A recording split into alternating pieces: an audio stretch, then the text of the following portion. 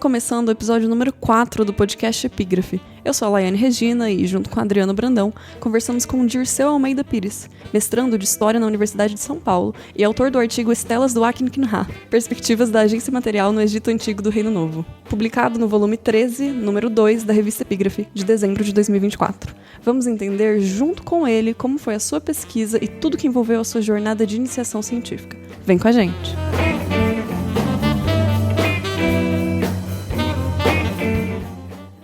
Então, oi pessoal, eu sou o Dirceu Almeida Pires. Eu sou mestrando no programa aqui do Departamento de História, no programa de pós-graduação.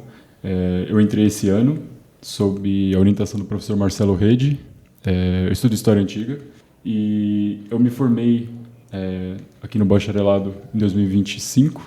Né? Eu terminei esse ano o bacharel e a licenciatura e entrei em 2020.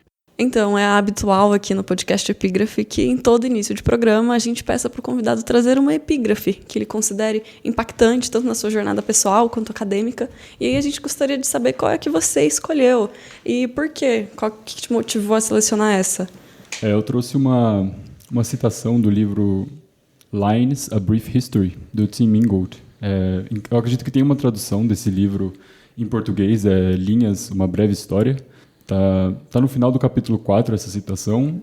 O passado não é uma cauda de sucessão de pontos que vai sendo cada vez mais deixada para trás. Essa cauda é o fantasma da história, retrospectivamente reconstruída como uma sequência de eventos únicos.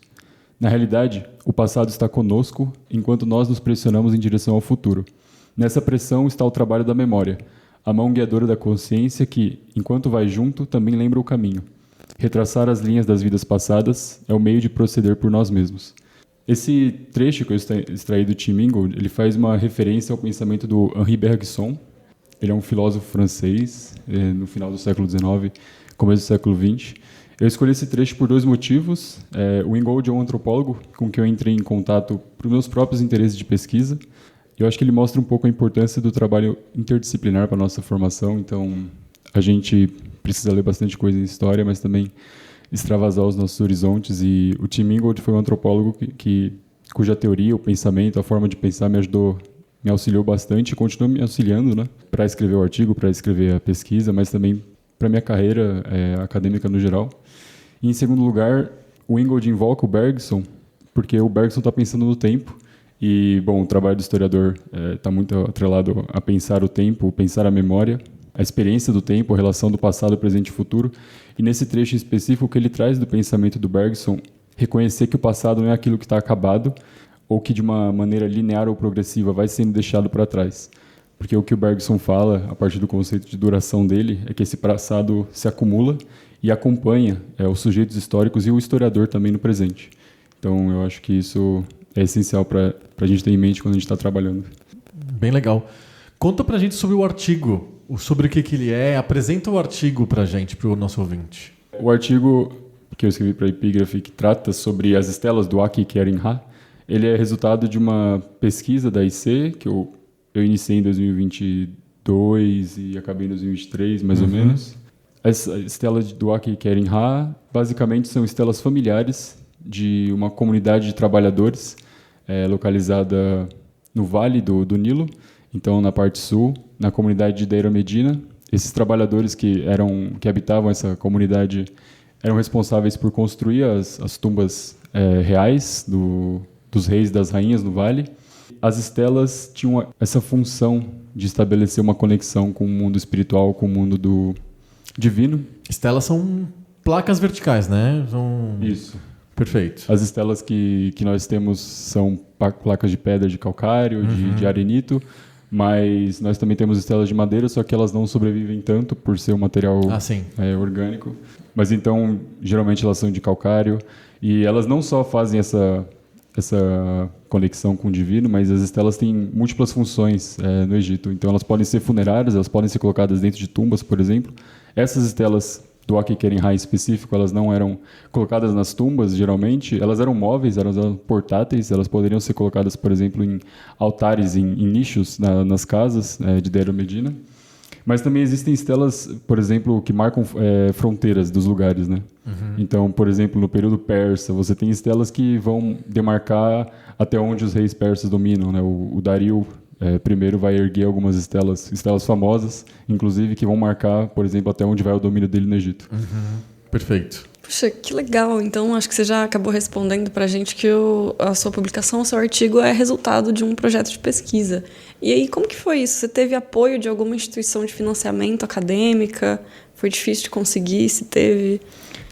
Foi um processo, assim, longo. Eu acho que meu começo, assim, na minha trajetória, porque eu queria pesquisar história antiga, depois que eu tive uma disciplina no departamento com a então pós-doutoranda Thaís Rocha da Silva. Ela deu uma disciplina de arqueologia e nessa disciplina ela apresentou para a gente algumas correntes de cultura material, arqueologia, mas também apresentou um pouco de Egito, né? Um pouco da pesquisa que ela estava realizando, sob a orientação do professor Marcelo Rede. E aí, então, isso era meados de 2021. E aí eu cheguei com a proposta de estudar Egito com ela. Ela falou, vamos ver como a gente pode fazer isso, porque eu sou uma pós-doutoranda, e no final deu certo. Eu comecei a fazer uma iniciação científica sem bolsa, né? Em 2021 até 2022 eu fiz uma iniciação sem bolsa, fiz os relatórios tudo certinho. E aí depois, em 2022, 2023, eu expandi o meu projeto, a minha proposta de pesquisa, ainda com as mesmas estelas, mas com mais estelas, e num período temporal maior, né? Eu estudei a 19ª dinastia nesse primeiro projeto de 2021 a 2022, e depois eu fiz a 19ª até a 21ª no novo projeto. E aí esse novo projeto teve a orientação do professor Marcelo Rede e a co-orientação da professora Thaís Rocha, que hoje inclusive ela é professora da UFMG, né, de História Antiga. E aí eu recebi uma bolsa do CNPq, eu enviei o projeto para eles e eu recebi a bolsa, aí foi só alegria, porque a gente precisa mesmo de fomento, né, porque a vida do estudante não é fácil. Não é nada fácil. Não mesmo.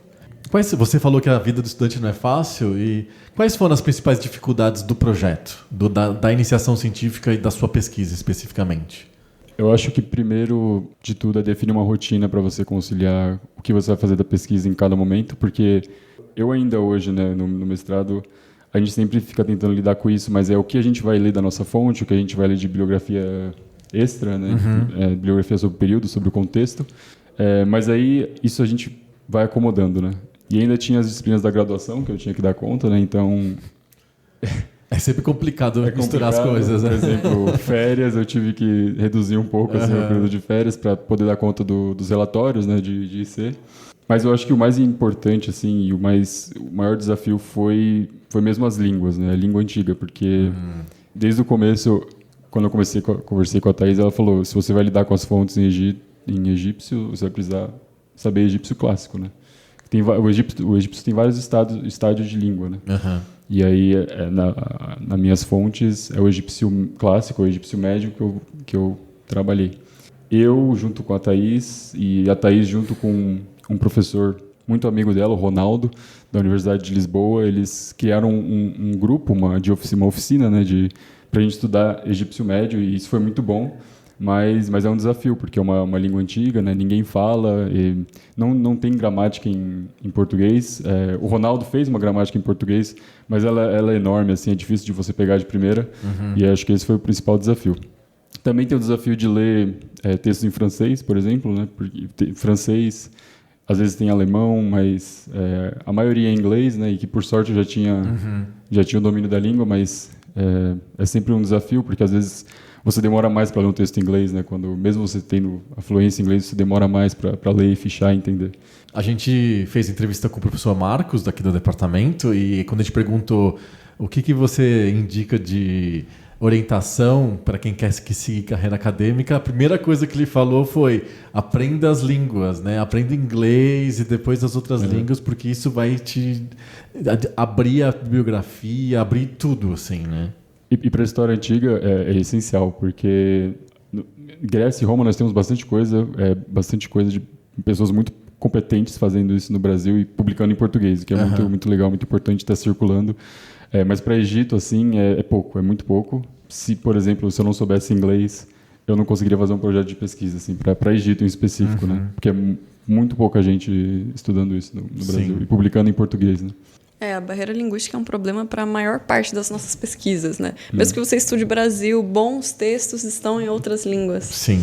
E aí eu acho que isso influencia em tudo ao longo da pesquisa, inclusive talvez no levantamento historiográfico e na escolha de fontes. Então, como que você selecionou isso? O seu orientador te sugeriu? Partiu de você? Eu cheguei para a Thaís com uma ideia, com um sonho, eu queria estudar Egito. E ela falou, bom, existe muita coisa, são 3.500 anos de história. Pouca história, né? Pouco tempo. E aí ela fez uma seleção de guias básicos, então de handbooks, de tipo, handbook de Cambridge, de Oxford. Que são manuais, aqueles, né? Isso, manuais. Grandes compêndios de, tipo, você vai ter uma cronologia do Egito, você vai ter as principais fontes do Egito, as principais comunidades, principais cidades, lugares. Eu fui lendo, eu fiquei nesse processo por 2 meses, assim, só lendo bibliografia para saber o que me interessava mesmo, o que saltava os olhos. Antes de você começar a pesquisa bibliográfica, você já tinha o tema na cabeça ou ia depender da pesquisa para sair o tema? Eu sabia que eu queria pesquisar cultura material do Egito. Perfeito. Porque foi muito influenciado pelo curso que a Thaís deu mesmo aqui de arqueologia. Eu fiquei encantado com as teorias de cultura material e pensar arqueologia assim. Então eu estava procurando alguma fonte material, um objeto que eu queria estudar mesmo, assim, sabe? Porque eu poderia pegar um texto, pegar, por exemplo, uma crônica que existe, ou um texto que está em algum papiro, ou um texto literário, mas eu queria pesquisar um objeto mesmo. E aí eu acabei topando, muito sem querer mesmo, sabe? Com as estelas e com essa comunidade de Deir el-Medina, que para mim foi fantástico, assim, descobrir uma comunidade que estava meio que isolada no Vale do Nilo, e ela é até meio escondida, né? O nome dela é Set Mat, é o lugar da verdade. Ela é escondida e ela não poderia ser acessada por todo mundo, né? Porque aquelas pessoas que estavam lá, elas sabiam onde estavam as tumbas dos reis, né? Então, realmente, era uma coisa meio isolada, assim. E aí isso me fascinou. E aí eu fui ler bibliografia específica para essas estelas do Waqi Keren-Ha que eu descobri nessa comunidade. E foi isso. E quanto tempo demorou a sua pesquisa? A primeira foi de 2021 a 2022, assim. Então, um ano. E aí depois a minha pesquisa com bolsa, com financiamento do CNPq, mais um ano. Mais um ano. Foram 2 anos no mesmo tema. Isso, no mesmo tema, aumentando as fontes para a segunda, né? E aí, como você falou que isso aconteceu meio que acidentalmente, mas como então que você topou com especificamente as estelas? Como você encontrou elas? E foi lendo mesmo, assim. Eu tava lendo sobre... Eu lembro, eu tava na Florestan mesmo. Eu tava lendo um manual sobre o Reino Novo. E aí eu descobri essa comunidade de Deir el-Medina, que eles eram importantes, porque eles construíram a tumba, etc. E eu descobri que, numa pequena linha, ou não sei se era uma nota de rodapé, eles falavam que tipo, essa comunidade tinha produzido estelas do Waqi Keren-Ha, e o Waqi Ker era um conceito egípcio, e eu fiquei interessado, fiquei fascinado por isso, né? E aí eu fui indo atrás. O que é o Waqi Ker? É o que são estelas, o que as estelas fazem, onde elas ficavam posicionadas, onde elas foram achadas, né? E aí eu descobri, a Thaís, ela é especialista em estudar moradia, estudar casas, né, no Egito. E aí ela falou, Deir el-Medina é também um mundo, né? Porque Deir el-Medina é uma vila que foi extremamente... Está bem preservada, né? A gente encontra muitas fontes lá. E fontes do cotidiano. Então, por exemplo, nós temos listas de trabalho dos trabalhadores, lista de ausências, né? É até famoso, não sei se vocês conhecem, mas é até famoso uma lista de ausências do trabalho desses trabalhadores que estavam trabalhando nas tumbas, que mostram que um deles falta, por exemplo, porque foi picado por um escorpião. Eu me lembro de uma que era alguma coisa do tipo, ele não pôde trabalhar porque ele foi tomar cerveja com o pessoal, uma coisa isso, assim, teve que enterrar alguém na família. É isso mesmo, fica famoso, né? Isso espalha pela internet. Isso também, eu achei engraçado também, né? E aí, além de tudo isso, tem essas estelas do Waqi Keren-Ha que são preservadas, né? E aí, a partir dela, eu comecei a pensar, bom, que eu posso pensar elas mais seriamente, né? A partir de quais teorias, como isso foi trabalhado até agora, e aí foi isso. E o seu interesse em Egito e egiptologia surgiu quando? Surgiu antes de você entrar na faculdade? Surgiu durante o curso? Surgiu durante o curso de História Antiga? Como é que foi isso? Como que foi que... Egito é um tema bastante popular, né? A gente, quando criança, a gente já é impactado por coisas do Egito, histórias que se passam no Egito, filmes e tal. Como que foi o seu caso? Sim, eu sempre tive... Acho que desde pequeno eu sempre gostei de história, né? Mas quando eu entrei na faculdade, não era o foco pesquisar a história antiga. Até porque eu não sabia como chegar na história antiga, né? Parece algo muito distante mesmo, assim. Eu queria estudar século XIX, eu queria estudar colonialismo, essas coisas, né?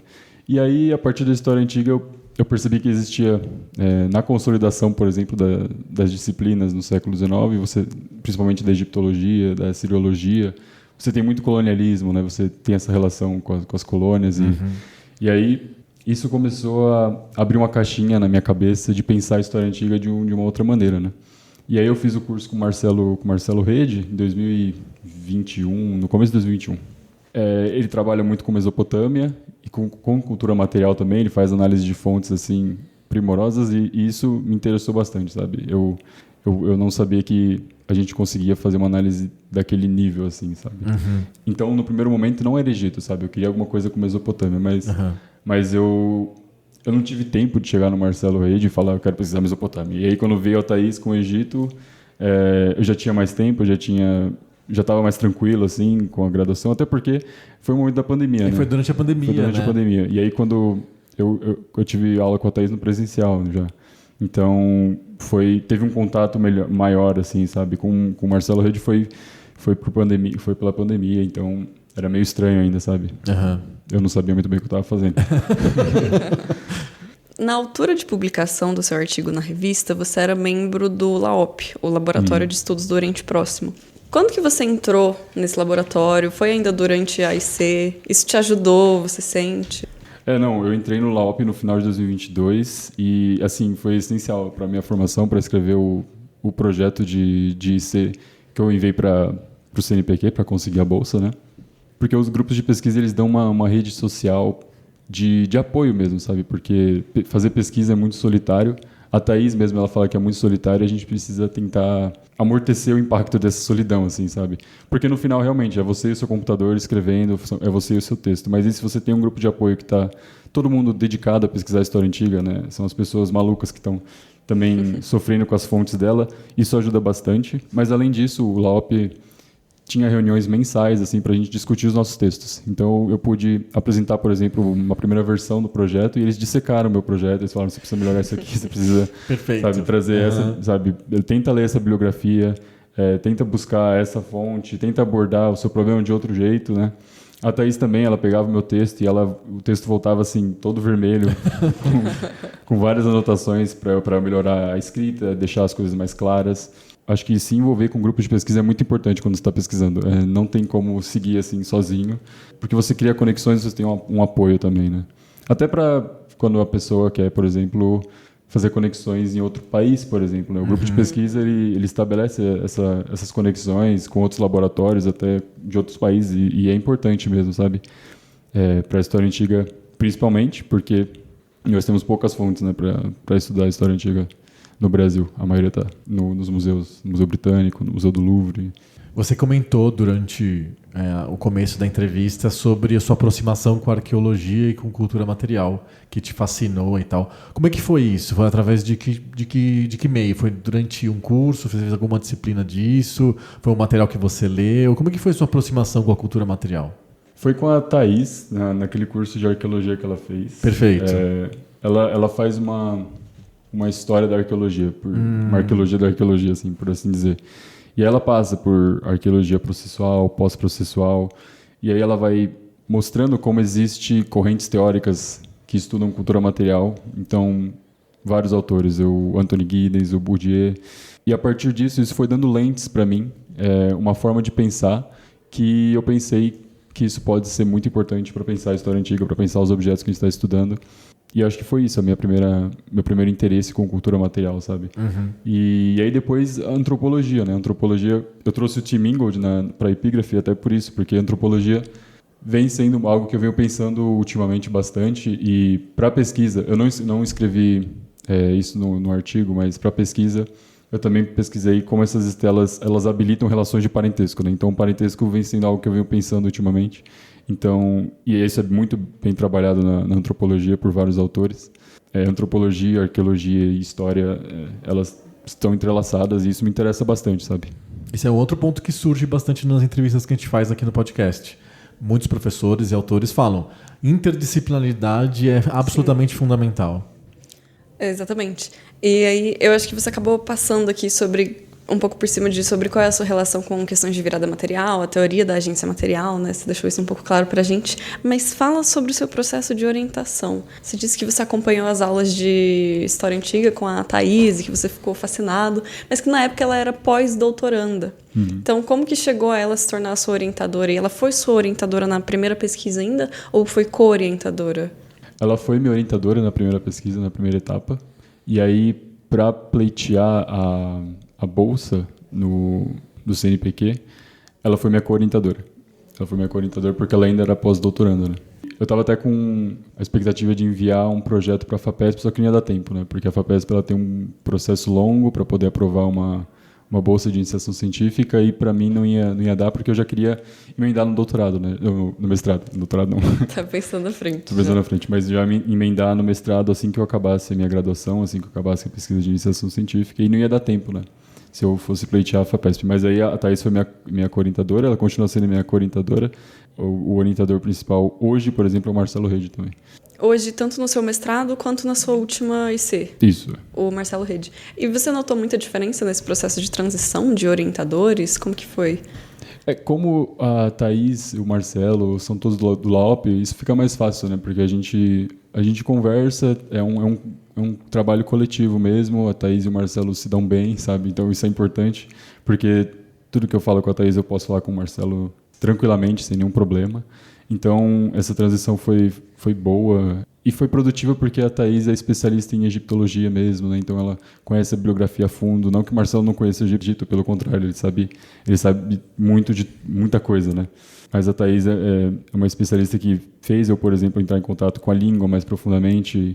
Hoje a gente tem um grupo de trabalho que estuda fontes do período Aquemênida, no Egito, que é o Mudraya, que é coordenado por outro membro do laboratório, Matheus Treuc. Então, novamente, a importância dos grupos de pesquisa, até por isso, né, para não gerar tensões, por exemplo, com o seu orientador, ou com troca de orientadores, não sei. Feita a pesquisa, entregue a pesquisa, o que você tira de aprendizados e de descobertas que foram feitas durante a pesquisa, tanto sobre o assunto em si, sobre a matéria em si que você tratou no artigo e na pesquisa, quanto sobre o processo de se pesquisar, o processo de produzir conhecimento? O que você extraiu dessa experiência da iniciação científica? Eu acho que primeiro eu posso começar respondendo o que eu aprendi da egiptologia, assim, né? Estudando o meu objeto, eu percebi que nós sempre temos que voltar para nossas fontes.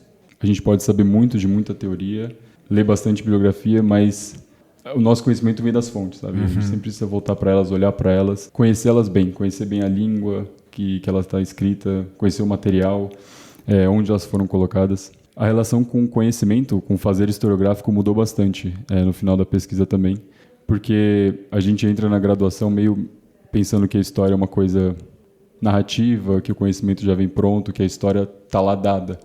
Mas quando a gente coloca a mão na massa mesmo, o fazer historiográfico está sempre em construção, está sempre sendo debatido. Senão a história acabaria, né? Mas ela não vai acabar, como alguns autores já pensaram aí no final da década de 90. Aí. O fim da história. É, o fim da história, né? mas ela não vai acabar porque sempre novos testemunhos vão surgindo, novas fontes vão surgindo e você sempre vai debatendo fonte com fonte, colocando fonte contra fonte e novas perspectivas, né? E eu acredito que isso, para pensar a história antiga, é importante porque na formação da Europa, por exemplo, a egiptologia e a assiriologia tem uma formação muito extensa, mas muito filológica, né? Pensando muito fazendo uma exegese ainda dos textos, pensando na língua, etc. Mas eu acho que quando a gente escreve da periferia, por assim dizer, né? do Brasil, da América Latina, enfim, do Cone Sul em geral, a gente pode trazer novas reflexões para a área, né? Então, no sentido também de uma tentativa de descolonizar esse conhecimento, mas porque nossa formação dá uma base teórica assim que, por exemplo, na egiptologia e na assiriologia eles ainda estão caminhando, né, para pensar.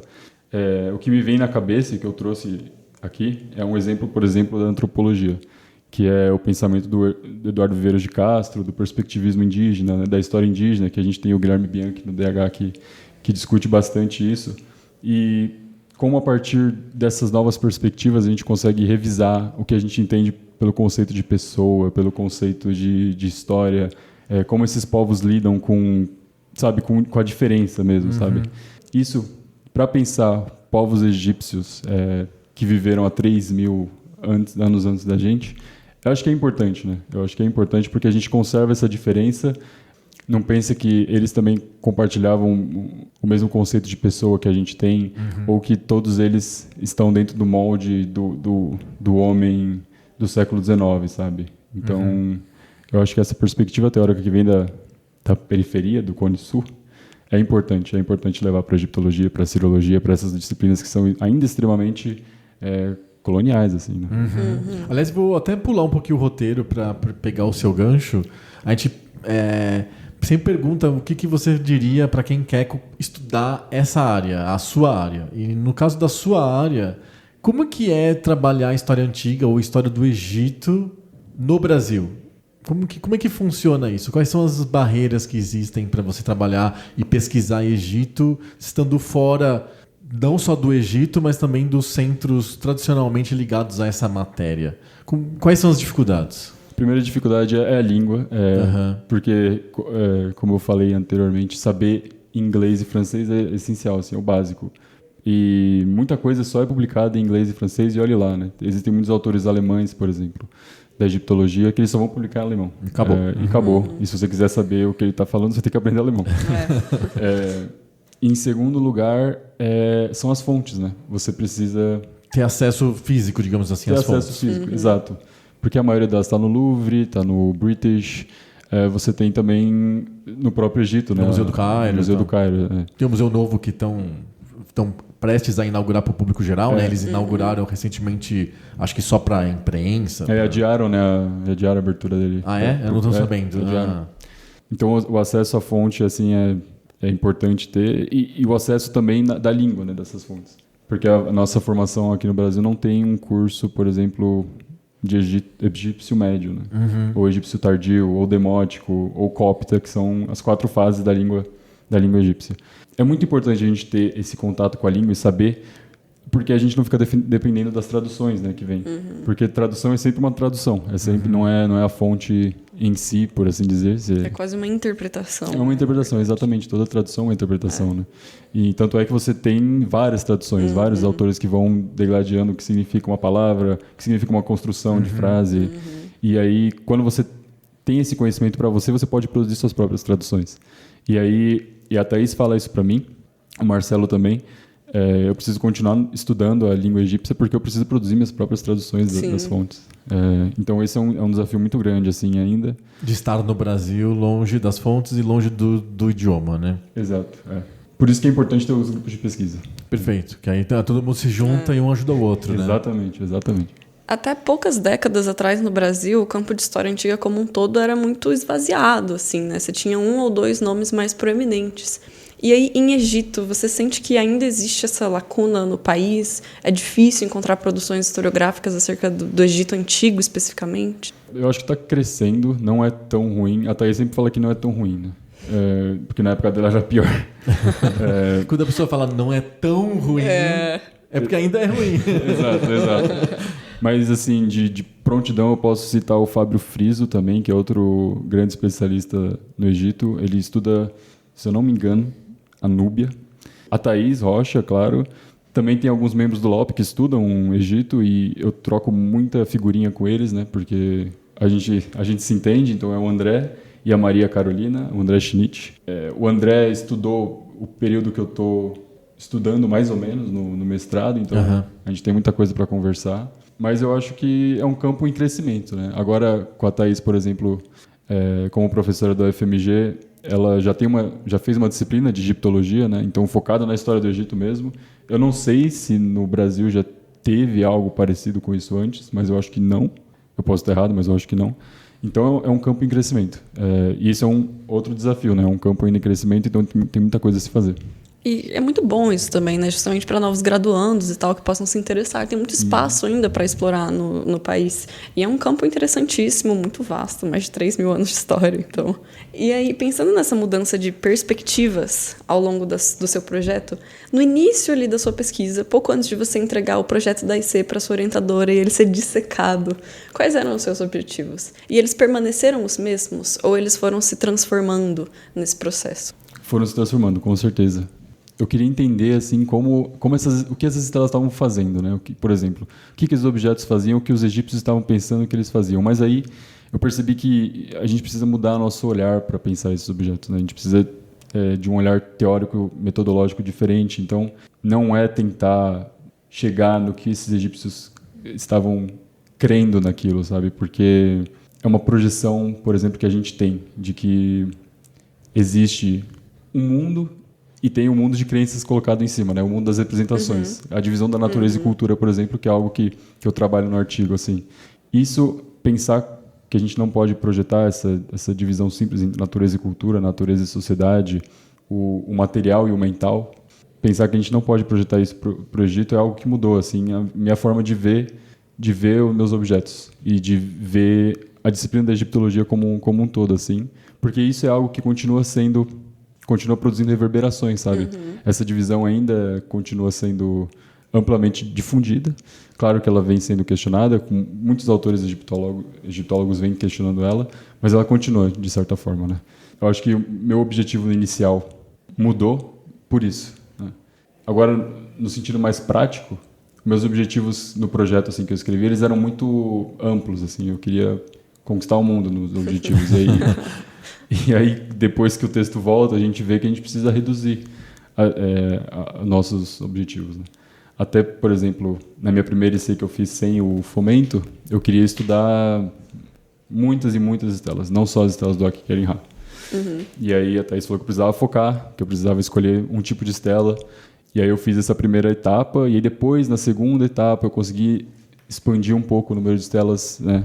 Tratar de estrelas com uma cronologia maior da 19ª, da 20ª, da 21ª dinastia. Então a gente vai enxutando nossos objetivos, né? A gente vê que a gente não consegue conquistar o mundo numa iniciação científica, né? Sim, legal. E aí, eu acho que uma coisa que parece ter se mantido ao longo da execução do seu projeto é o seu interesse em trabalhar com fontes que sejam materiais, em estudar a agência material.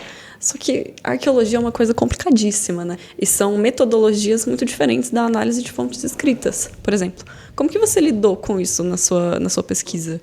Eu acho que lendo muito e conversando muito com a Thaís, porque ela lida com casas, como eu falei, ela não lida muito com textos, então as conversas que eu tive com ela é pensar, por exemplo, cultura material no sentido da circulação, da produção desses materiais, né? Porque para produzir uma estela, do mesmo jeito que você precisa produzir uma casa no Egito, envolve muitas pessoas, envolve um dispêndio de energia e de dinheiro mesmo, de recursos.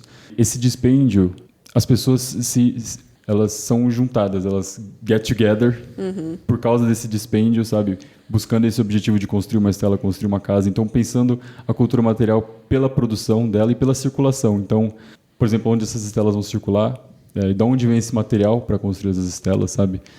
Começou por aí e depois cair para a teoria mais dura, assim, né? Então, puxando os debates que existem entre o Bruno Latour, entre o Tim Ingold mesmo também, que pensam essa divisão entre sociedade e objetos, enfim, que é um debate que não dá para resolver assim tão simples assim, sabe? A questão da agência material é uma coisa que é longa, tem muitos autores que discutem ela e as pessoas às vezes falam de agência material de maneiras diferentes, sabe? Elas estão falando de coisas diferentes, mas falam que é agência material, então é muito difícil.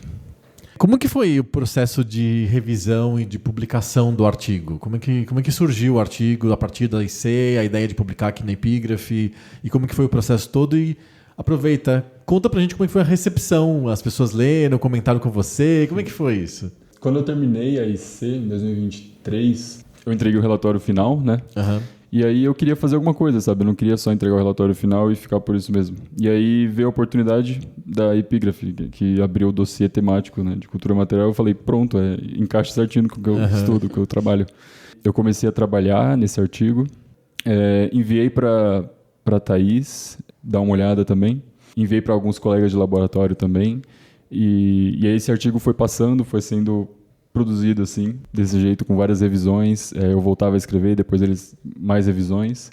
Eu mandei para vocês, para a Epígrafe. Quando ele voltou bem aprovado, assim, eu fiquei feliz. Legal. A gente também fica muito feliz quando isso acontece. Eu não sei, mas o parecerista indicou algumas coisas que eu precisava mudar, mas não eram muitas, sabe? Uma bibliografia que eu já estava acostumado, ele só indicou um texto que eu precisava ler para acrescentar, da Lynn Maskell, que ela também falava das estelas, do culto dos ancestrais em específico, que eu não tinha colocado, uma boa indicação. E aí foi isso, foi um processo tranquilo, assim, e foi bom para eu aprender como essas coisas funcionam, sabe? De enviar o artigo, esperar a devolutiva, sabe? E depois revisitar. E foi o primeiro artigo que foi publicado seu? Ou você já tinha publicado antes? Foi o primeiro artigo. Ah, que legal. Primeiro artigo. Muito bom. E a recepção? A recepção foi boa, minha mãe adorou. Minha mãe adorou, ficou super feliz, mas os meus colegas de laboratório também gostaram. A gente fez uma divulgação na página do LAOP também. Acho que eles gostaram, eles leram, eles conheciam meu trabalho já, mas eles ficaram felizes de ler. Uhum. E você chegou a apresentar o seu trabalho da iniciação científica em algum simpósio, seminário, evento, alguma coisa assim? No Cicusp. No Cicusp, legal. No Cicusp eu foquei em parte, né? Porque a apresentação do Cicusp são 10 minutos, então tem que ser bem rapidinho. Bem rápido. Então eu foquei em alguma parte, foquei em uma estela, peguei uma estela para trabalhar e apresentei ela no Cicusp, e foi isso, assim. Ah, legal. Boa. E agora? Acho que não só quais são os seus planos futuros, mas o que você tem feito agora? Porque quando você publicou, você tinha recém saído da graduação, ou estava saindo, e nesse momento você está no mestrado já. O que você tem pesquisado no mestrado? Houve uma mudança temática? Está na mesma linha? Bom, na iniciação científica eu estava pesquisando o Reino Novo, né? Então é de 1500 a 1050, mais ou menos. Agora eu fiz um avanço de 500 anos para frente, eu estou pesquisando o Egito no período Aquemênida, durante a dominação persa no Egito. E eu estudo estelas também, porque estelas são muito versáteis, elas aparecem em vários momentos na história do Egito, mas elas são estelas que são dedicadas a um deus especial, que é o deus Apis, que é um touro, que seria a encarnação, por assim dizer, do deus Ptah, que é um deus criador da região de Mênfis. Então eu estudo essas estelas, também pensando na perspectiva de cultura material, mas eu também estou pensando no parentesco, como eu falei, como essas estelas apresentam genealogias de famílias de sacerdotes, né? Porque então esses sacerdotes querem ser comemorados nessas estelas e essas estelas são colocadas no lugar de enterro desses touros, do Apis. A tua ideia é continuar pesquisando? É a docência? O que você vislumbra assim, para o futuro? Continuar pesquisando, eu pretendo terminar o mestrado e ir para o doutorado, mas eu acredito que a experiência de docência é extremamente importante. Eu tenho vontade de por exemplo, quando acabar o mestrado, dar um tempo para dar aula, para sentir o chão da sala de aula, assim. Especialmente para a história antiga, eu acho que a gente pode fazer projetos muito legais com a educação, assim, principalmente com alunos, sei lá, do 6º ano, sabe? A gente tem uma colega de laboratório, a Anitta, que ela tem uma oficina de tabletes cuneiforme. O Matheus também, o Matheus Truc. Então eles fazem tabletes cuneiformes com as crianças, né? Que é pegar argila e fazer os símbolos cuneiformes. É super legal. Muito super legal. Então a experiência de docência para isso seria legal, assim, sabe? Mas eu pretendo continuar na academia, seguindo doutorado, pós-doutorado e quem sabe virar professor, né, de universidade pública. De história antiga, com certeza. De história antiga. Quem sabe começa a pesquisar moderna no doutorado. A gente nunca sabe, né? E para quem está começando, acho legal a gente pensar em algumas dicas que você possa oferecer também. Então, quais dicas que você daria para quem está começando agora a estudar egiptologia, história antiga, arqueologia? Além do contato com as línguas. Aprenda egípcio. Acho que entre em contato com grupos de pesquisa. É muito, muito importante mesmo, porque as pessoas elas já percorreram esse caminho que você está começando, que os estudantes começam, e elas vão saber te guiar para os melhores lugares, assim, sabe? Então, aqui no DH a gente tem vários laboratórios, né, que você pode entrar e discutir com os colegas. No LAOP eu sempre fui muito bem recebido, sabe? A gente sempre troca não só e-mails institucionais, né, pedindo bibliografia, fazendo discussões mais sérias, mas também a gente sai junto, sabe? Para ter um momento de descontração mesmo, assim. Eu acho que a outra dica é separar um tempo para pesquisa mesmo, sabe? Eu sei que a graduação é puxada, a gente tem que ler muita coisa, mas para fazer uma boa pesquisa a gente precisa separar um tempo na nossa semana, dedicar só à pesquisa, ler só o texto da pesquisa, pensar no projeto, é importante, assim. Acho que fazer iniciação científica já é uma das dicas, né? A gente não tem como não falar isso sempre. Faça a iniciação científica, é um processo fundamental. E que dicas que você dá para a iniciação científica como um todo, além de separe um tempo da sua semana para pesquisar? Eu acho que a iniciação científica é um exercício, assim, sabe? A gente está aprendendo a pesquisar, então a gente sempre vai errar, né? Mas na iniciação científica a gente pode errar mais, né? Porque a gente é novo, a gente consegue deslizar nas coisas, sabe? Não saber muito bem lidar com a nossa fonte. Então, a iniciação científica é isso, para você errar, para você aprender. Acho que a dica é conversar bem com o seu orientador, sabe? Definir os objetivos da sua pesquisa, ter um diálogo bom com ele. A gente conversando com os professores, a gente tem 2 episódios com o professor Marcos e com o professor Goiena, e os 2 falaram que você tem que gostar do que você está pesquisando. É essencial. Você tem que curtir, senão a pesquisa não vai funcionar. Sim, acho que essa é a dica principal, assim. Se você não gostar, porque você vai trabalhar com isso por muito tempo, assim. Você vai sentar na sua semana e vai ficar lendo aquela fonte por muito tempo. Se você não gostar, você vai ficar maluco, sabe? Não vai rolar. Não vai rolar. Você tem que ter uma relação mesmo meio afetiva mesmo com a coisa que você está estudando mesmo. E algo que o Rodrigo Goiena trouxe no primeiro episódio que a gente gravou é que a IC é um período de testes. É o seu espaço para testar o que você gosta, o que você não gosta, o que você quer pesquisar, o que não quer. Eu acho que é uma dica válida também, né? E tratar a IC como um momento para você experimentar e conhecer.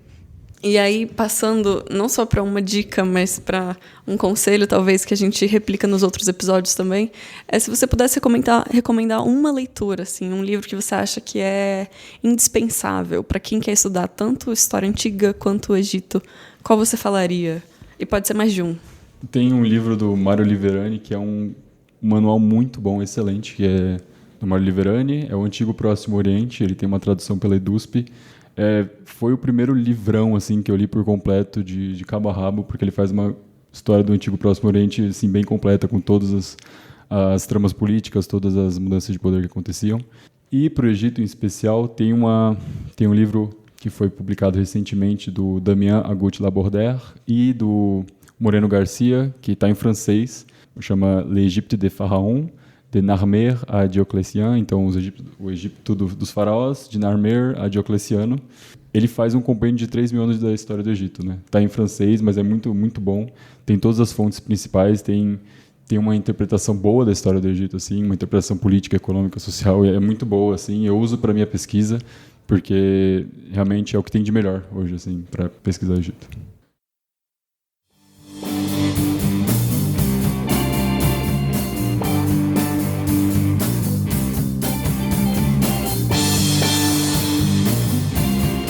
Este foi o episódio número 4 do podcast Epígrafe, uma produção da revista Epígrafe. Ele foi apresentado por mim, Laiane Regina, e por Adriano Brandão, que também editou o episódio. Saiba mais sobre o podcast e sobre a revista em revistas.usp.br/epígrafe. Muito obrigada pela sua audiência e até o próximo episódio.